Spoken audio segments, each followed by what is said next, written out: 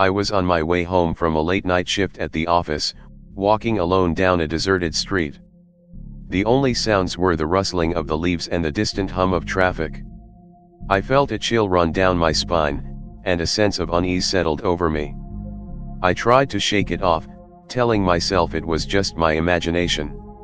Suddenly, I heard footsteps behind me.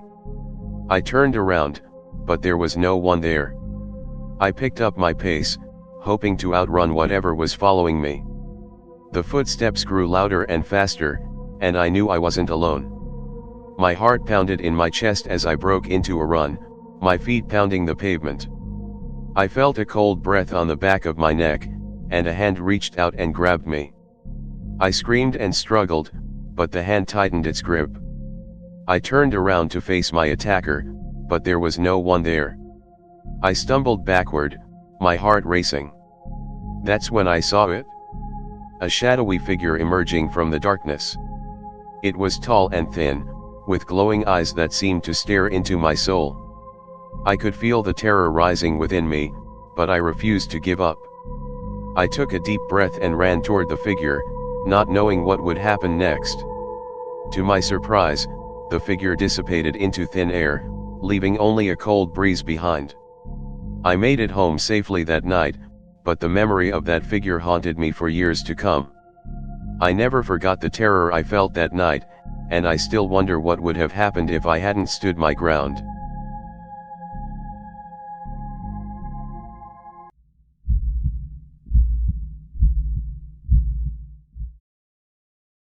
I was driving home from a late night at work, my mind wandering as I navigated the empty streets. As I approached an intersection, I saw a figure standing in the middle of the road. I slammed on the brakes, narrowly avoiding hitting them. Shaken, I rolled down my window to see if the person was okay. But as soon as I got a closer look, I realized something was off. Their eyes were dark and empty, and they didn't seem to be breathing. Before I could react, the figure lunged at my car, clawing at the windows and screaming in a voice that sounded inhuman. I hit the gas and sped away as fast as I could, my heart pounding in my chest. As I drove, I couldn't shake the feeling that I was being followed. Every time I glanced in my rearview mirror, I saw the same figure in the distance, slowly getting closer. When I finally made it home, I locked all the doors and windows and tried to calm down. But as the night wore on, I heard strange noises coming from outside my house. Scratching at the door, soft whispers in the wind.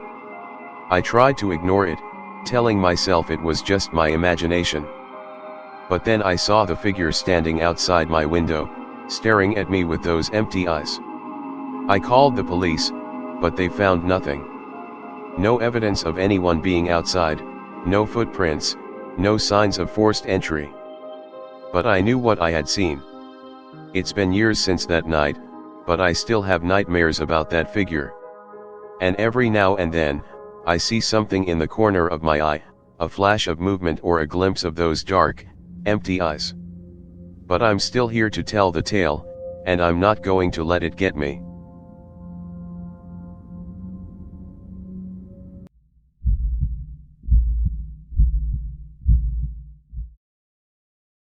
It was a beautiful summer day, and I decided to take a hike in the nearby woods.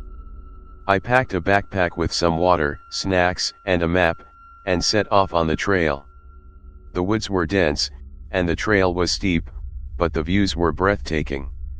As the day wore on, I noticed that the trail markers were becoming less frequent. I had a map, but it was old and faded, and I soon found myself lost. I tried retracing my steps, but everything looked the same. The sun was beginning to set, and I knew I had to find shelter for the night. I came across a small cabin nestled deep in the woods. It was old and run down, but it was shelter, and I was grateful. As I settled in for the night, I heard strange noises coming from outside. It sounded like someone was walking around the cabin.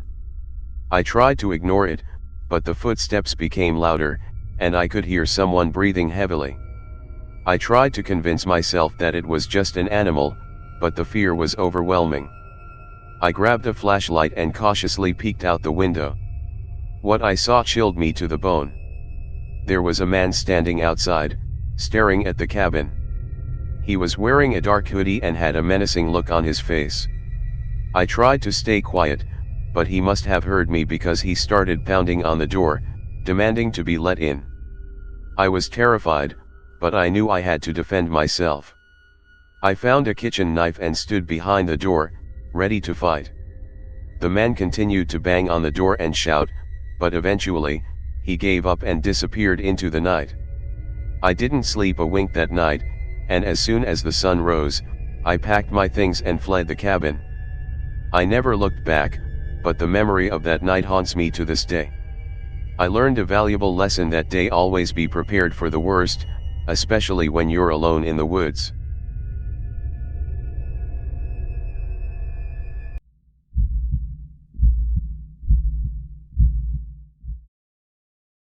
I was on a road trip with my friends, driving through the middle of nowhere. We were all laughing and joking, listening to music and having a great time. But as we drove, the landscape started to change. The trees grew thicker, and the sky grew darker. The road became narrow and winding, and I could feel a sense of unease creeping over me.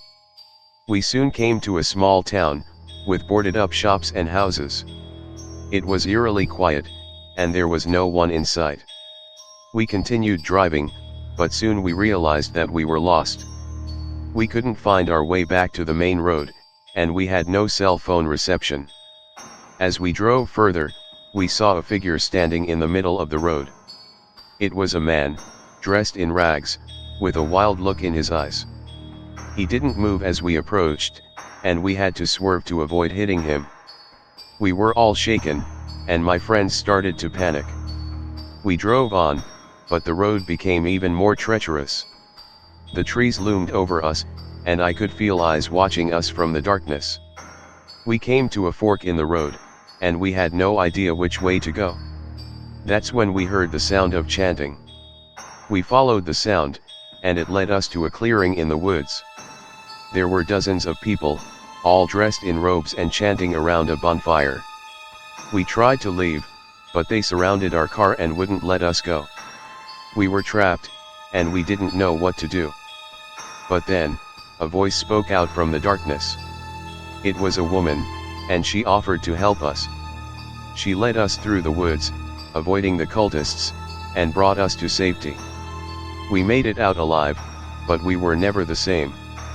We never spoke of that night again, but we all knew that we had narrowly escaped a terrible fate.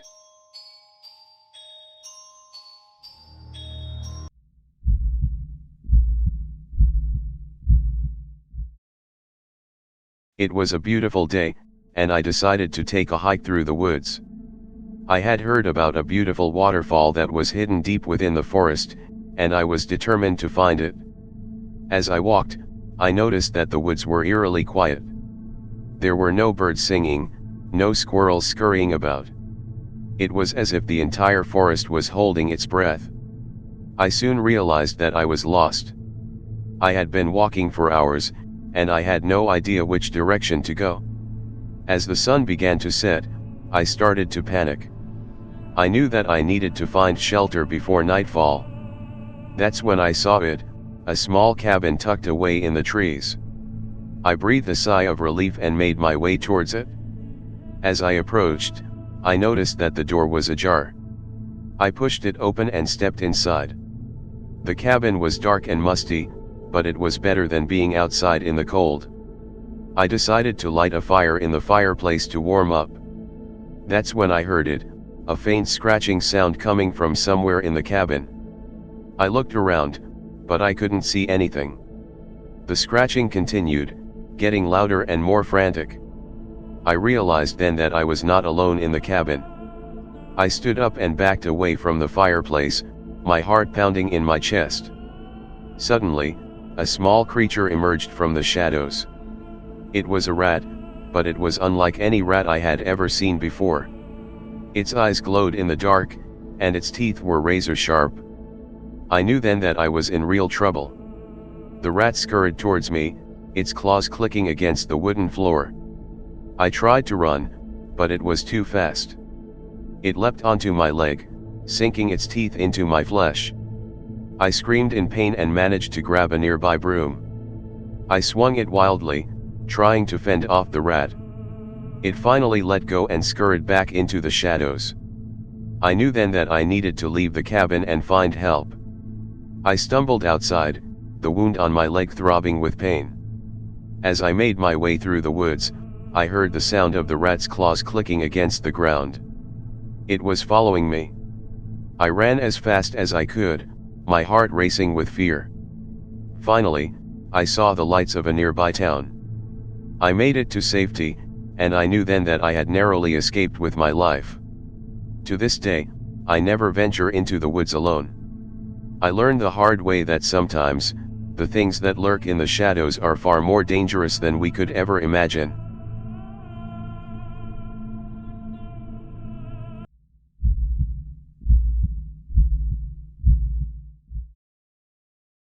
It was a dark and stormy night, and I was driving home from a late night shift at work. The rain was pounding against my windshield, making it nearly impossible to see the road ahead. I was driving slowly, trying my best to stay safe. As I approached a bend in the road, my headlights illuminated something in the distance. It was a figure standing in the middle of the road, its back turned to me. I slowed down, thinking it was just someone lost or stranded in the storm.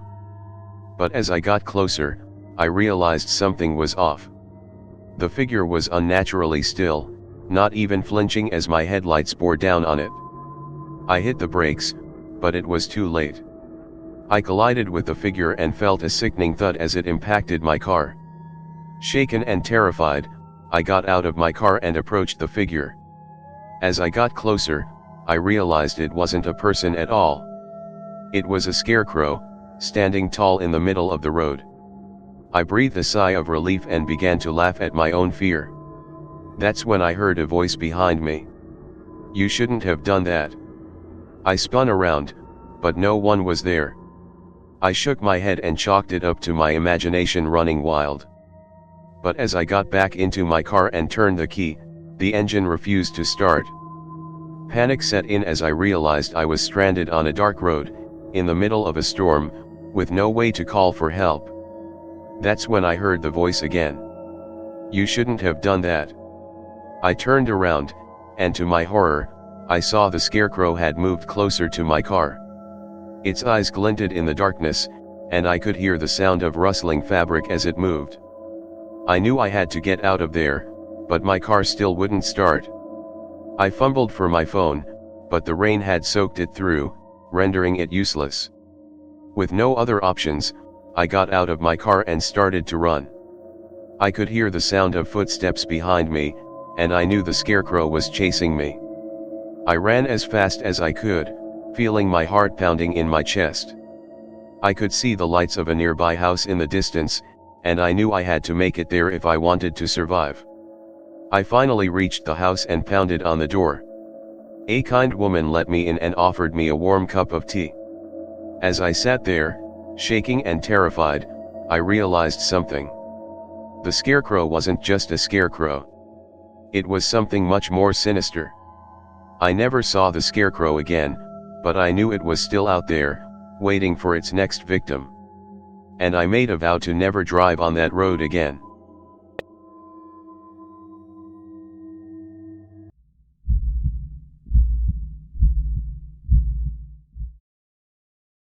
I was backpacking through a dense forest with some friends, enjoying the beauty of nature around us.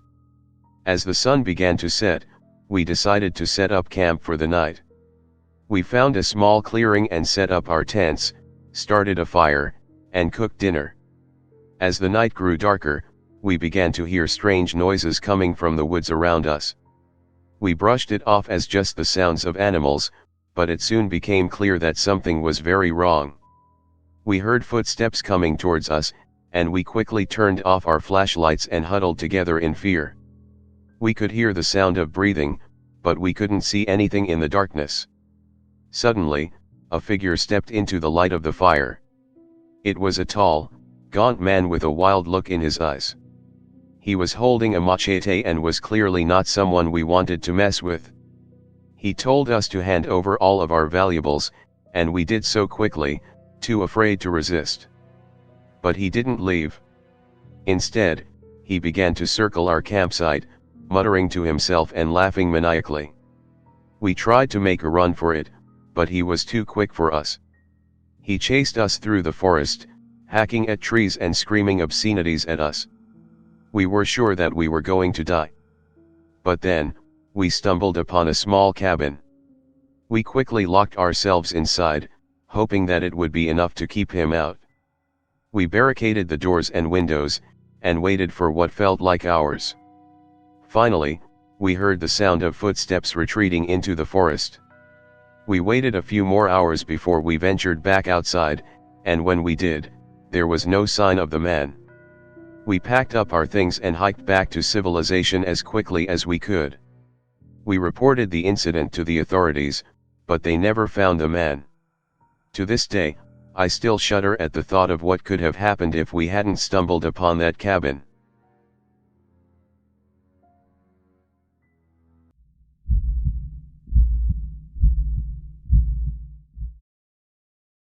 I was driving down a deserted highway late at night, with nothing but the sound of my car's engine to keep me company.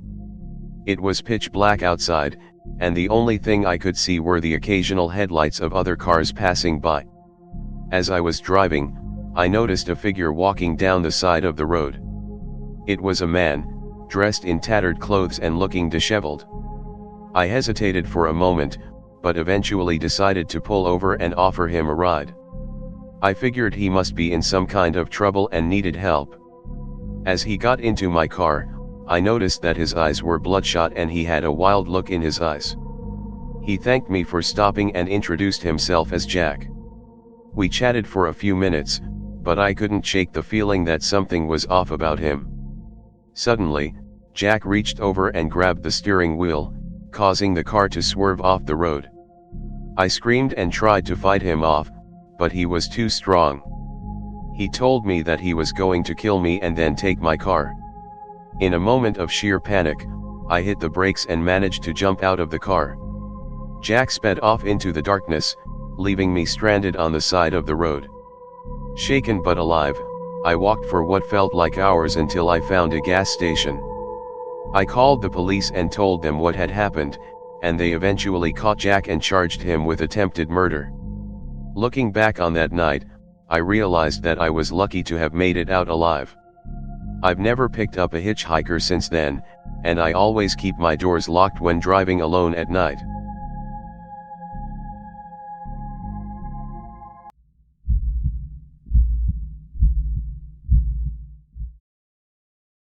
It was a cold and rainy night, and I was driving home from a late shift at work. The roads were slick and treacherous, and visibility was poor. I was navigating the winding road when I saw a figure on the side of the road. It was a woman, soaked to the bone and shivering in the cold. My heart went out to her, and I stopped my car to offer her a ride. She climbed into the passenger seat, and I could see the relief on her face. She was young and beautiful, with long blonde hair and big blue eyes.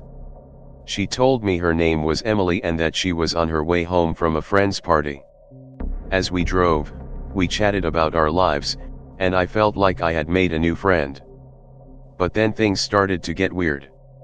Emily's conversation became disjointed, and she would occasionally laugh hysterically for no apparent reason. I began to feel uneasy, and my hands started to sweat on the steering wheel. Suddenly, Emily screamed and grabbed my arm. She said that she had seen something outside the car, something evil and terrifying. I looked in the rearview mirror, but I didn't see anything. Emily was shaking and sobbing, and I knew something was seriously wrong. I pulled over to the side of the road, and that's when I realized the horrifying truth. Emily wasn't just wet from the rain, she was covered in blood. Her eyes were dark and vacant, and she was holding a large kitchen knife in her lap. I knew then that I was in grave danger. I tried to stay calm and composed, but my heart was racing. I knew I had to act fast if I wanted to survive. I made a split-second decision and slammed my foot down on the gas pedal.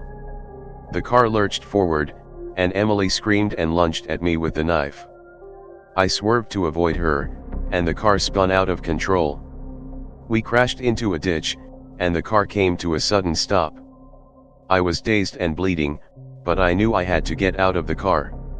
I stumbled out into the pouring rain and ran as fast as I could. I could hear Emily's laughter echoing in my ears, and I knew she was close behind me. I made it to a nearby gas station, where I called the police. They arrived quickly and searched the area, but Emily was nowhere to be found. I later learned that she had been involved in a gruesome murder and was still on the loose. I count myself lucky to have survived that night, but I know I'll never forget the terror I felt at the hands of a psychopath.